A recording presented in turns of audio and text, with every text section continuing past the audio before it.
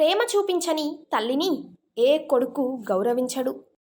బిజీగా ఉన్న స్నేహితుడి దగ్గరికి ఖాళీగా ఉన్న స్నేహితులు చాలా తక్కువగా వెళ్తారు.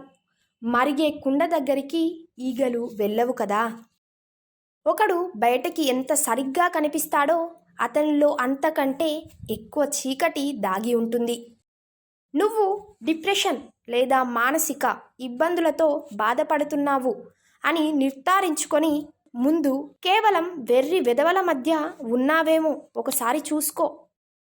నిజానికి ఎవరూ కూడా స్వేచ్ఛను కోరుకోరు. ఎందుకంటే స్వేచ్ఛతో పాటు బాధ్యతలు కూడా వస్తాయి. చాలామంది బాధ్యతలు అంటే తడుపేసుకుంటారు. దాదాపు అందరూ భర్తలు ప్రియుడికి ప్రత్యామ్నాయం మాత్రమే. ఎప్పటికీ ఆ వ్యక్తి కాలేరు.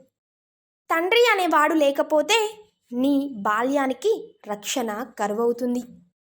పరాయి డబ్బుని, పరాయి స్త్రీని మగాడు ఎప్పుడైతే కోరుకుంటాడో అప్పటి నుండి అతని పతనం ప్రారంభమవుతుంది.